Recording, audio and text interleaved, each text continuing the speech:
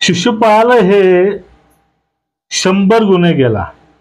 ते 100 गुन्हे होईपर्यंत श्रीकृष्णानं शांतपणे ऐकून घेतलं आणि त्यांना त्या अगोदर सांगितलं होतं सुद्धा, मी तुला तुझे 100 गुन्हे माफ करतोय, त्यानंतर माफी नाही.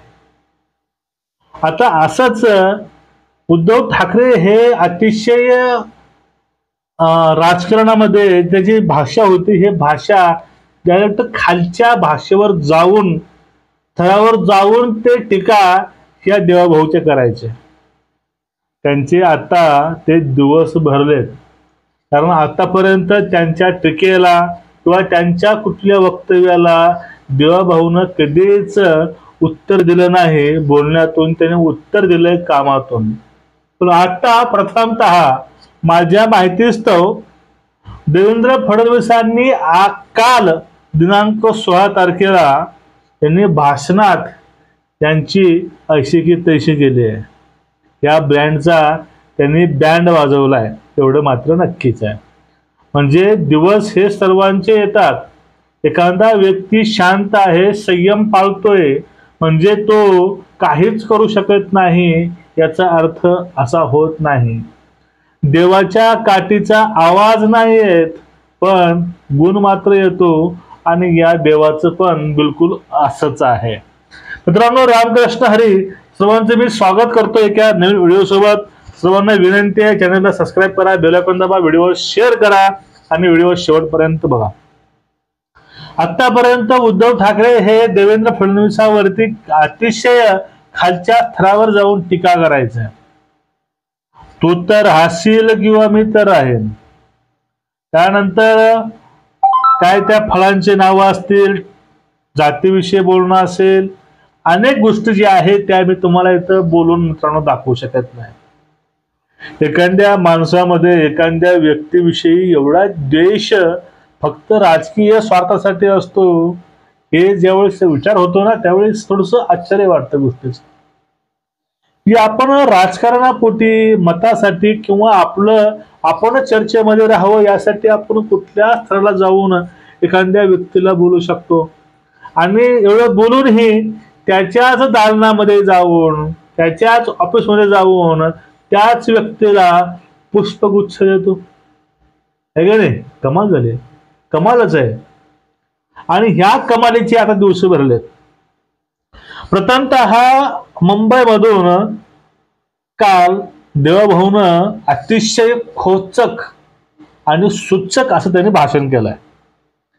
तुम्हाला मी ते पूर्ण भाषण तर ऐकू शकणार नाही, पण तुम्हाला ते मी भाषण थोडं सांगतो, दाखवतो. त्यापूर्वी थोडंसं आपण बोलू या विषयावरती. जो काही भारतीय जनता पक्ष आहे, हा पक्ष कुणाच्याही वारशानं चालत नाही. भारतीय जनता पक्षाचं नेतृत्व हे बदलणारं असतं, सर्वसामान्य कुटुंबातील असतं. कुणीही त्या ठिकाणी पंतप्रधान होऊ शकतो, मुख्यमंत्री होऊ शकतो, कुठलंही पद कोणताही व्यक्ती मिळवू शकतो. त्यामध्ये 100 कोटी द्या, मर्सिडीज द्या, या असं कुठल्याही काही ऑफर किंवा भेटवस्तू लागत नाहीत. फक्त देशप्रेम, धर्मावरती प्रेम, ह्या जर गोष्टी असतील तर तो व्यक्ती या पार्टीमध्ये आपलं भविष्य घडवू शकतो. मग आता झालं असं की ठाकरे मिळाले म्हणजे आम्ही सर्वच आम्हाला मिळालं, आम्ही आता सगळं जिंकूनच टाकू, अशी जी धारणा यांची होती, त्या ब्रँडवरच या ठिकाणी देवाभाऊनं बोललेलं आहे. की कसं हे ब्रँड हे बाळासाहेब ठाकरे होते, कारण त्यांचं राजकारण हे राज्यापुरतं होतं, पण त्याला पुन्हा देश घाबरायचा, देश भ्यायचा.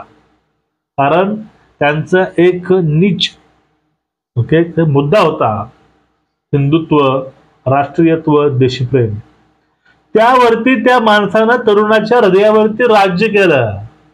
ते बाळासाहेब ठाकरे ब्रँड होते. जर हे ब्रँड असतील तर यांची जी अवस्था BST मध्ये जे पतसंस्था आहे त्यात झाली नसते. कारण तिथं शशांक, त्यानंतर दरेकर हे दोघे आहेत, त्यांनी यांना धूळ चाटवली. वजीर, राजा हे बाजूलाच, एवढी दारुण यांची अवस्था त्या लोकांनी केली, यांना त्या ठिकाणी ओपनिंग सुद्धा करता आली नाही. या ब्रँडचा बँड त्यावेळेसच वाजवला गेलाय बेस्टच्या वेळेस. पण त्यानंतर अजून बोलताना देवभाव बोलून गेले की ज्या प्रकारे मुंबई महानगरपालिकेमध्ये हजारो कोटी निधी असताना, हजारो कोटी बजेट असताना त्या ठिकाणी ऑक्सिजन पुरवठा का झाला नाही, खिचडी चुरली, ऑक्सिजन पुरवठा झाला नाही, भ्रष्टाचार झाला, पैसे असताना सुद्धा त्या ठिकाणी उपाययोजना केल्या नाहीत. मग कोरोनामध्ये सरकार यांचं होतं, मुख्यमंत्री हेच होते, मनपा यांच्याकडे होते, मग त्यावेळेस यांना कोण अडवलं होतं? आणि त्यानंतर जो काही झालेला भ्रष्टाचार आहे तोही त्यांनी सांगितलेला आहे. त्यांनी अनेक मुद्दे त्यांनी घेतलेत, त्यांनी अनेक गोष्टी ते सांगितले. त्यांनी सांगितलंय की ठाकरे कसे ब्रँड नाहीत, कारण ठाकरेंचा वारसा उद्धव ठाकरेंना, उद्धव ठाकरे मुख्यमंत्री, आपलाच मुलगा पर्यावरण मंत्री, आपलेच नातेवाईक सगळे सोयरे. ह्या ठिकाणी मला सांगावं असं वाटतं की हे सगळे सोयरी मंडळी या एका उपक्रमा अंतर्गत एका राजकारणामध्ये आणले होते. मुख्यमंत्री, मंत्री, आमदार, सगळ्या गोष्टी. मग ह्या ब्रँडला आपण कसं ब्रँड म्हणायचं, कारण ते फक्त एका कुटुंबापुरतं, माझं कुटुंब माझी जबाबदारी इथपर्यंत मर्यादित आहे. आता त्या ठिकाणी देवभाऊ नेमकं काय बोललेत आपण तुम्हाला मी ते ऐकवतो, तुम्ही ऐका. माध्यम प्रतिनिधी आहेत, त्यांनी माझं म्हणणं लिहून घ्यावं, ते शूट देखील करून घ्यावं, त्याच्या क्लिप साठवून ठेवाव्यात. काहीही झालं तरी मुंबईमध्ये महायुतीचा भगवा झेंडा लागल्याशिवाय राहणार नाही. महायुतीचा महापौर हा बसवल्याशिवाय आता भारतीय जनता पक्षाचा कार्यकर्ता हा घरी जाणार नाही. कोणी सोबत आलं तरी, कोणी सोबत आलं नाही तरी, कोण कोणाला सोबत घेताय तरी, खरं म्हणजे कधी कधी लोक आपलं कसं हसं करून घेतात. साधी ती बेस्टची निवडणूक होती, आम्ही सांगितलं रे बाबा कशाला पक्षावर लढायचं, पण काही जण म्हणाले आमचा ब्रँड आहे, आमचा ब्रँड आहे, आमचा ब्रँड आहे. ते आमचे शशांक राव, आमचे या ठिकाणी लाडन दरेकर यांनी ब्रँडचा अवधवला ब्रँड बाजारात. कशाचा ब्रँड तुम्ही लावला? अरे त्या ठिकाणी हिंदू हृदय सम्राट, शिवसेना प्रमुख बाळासाहेब ठाकरे हा ब्रँड होता, तुम्ही ब्रँड नाही आहे. तो ब्रँड होता, तुम्ही नाही आहे. नुसतं नाव लावल्याने कोणी ब्रँड बनत नाही. आणि म्हणून भारतीय जनता पक्षामध्ये आमची परंपरा बघा. या ठिकाणी एक साधारण कार्यकर्ता अमित साटम हा देखील या ठिकाणी भाजपचा अध्यक्ष होऊ शकतो. लोढाजीनंतर लोढांचा मुलगा अध्यक्ष झाला नाही, शेलारांच्या नंतर शेलारांचा मुलगा अध्यक्ष झाला नाही, एक अमित साटम हा या ठिकाणी अध्यक्ष झाला.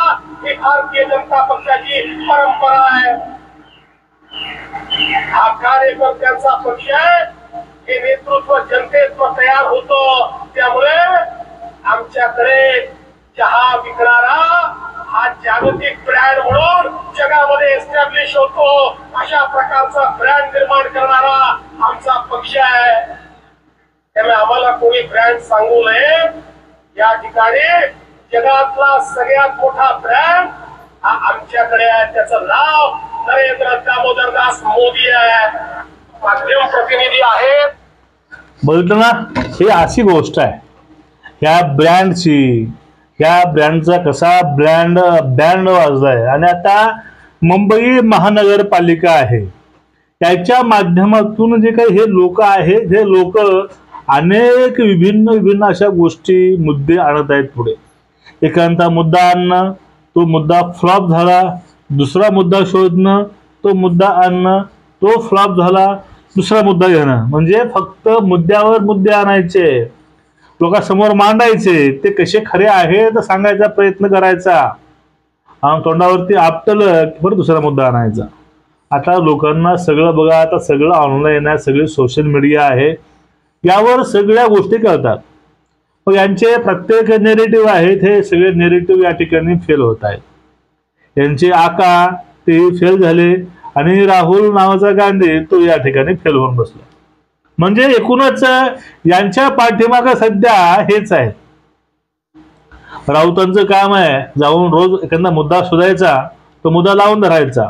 पण त्यांचं हे सकाळचा भोंगा आता वाजतच नाही. त्या भोंग्याची जे करंट आहे, करंट सप्लाय आता बंद होणार आहे. ह्या सगळ्या अशा गोष्टी आहेत. हे राजकारण नेमकं असं आहे. पण या ठिकाणी भाजपमध्ये एक चहावाला सुद्धा ब्रँड होऊ शकतो. एक स्टेशनला चहा विकणारा मुलगा देशाचं जे काही PM पद आहे तेही भोगू शकतं. हे फक्त भाजपमध्ये होतं. आणि मुंबई महानगरपालिका सुद्धा यावेळेस युतीकडेच असणार असा शाश्वत त्यांनी इशारा दिलेला आहे. तुमचं एकूणच या विषयावरती मत काय असेल तर खाली नक्कीच व्यक्त व्हा. व्हिडिओ शेअर करा. उद्या भेटूया. तोपर्यंत सर्वांना रामकृष्ण हरी. वंदे मातरम. जय हिंद.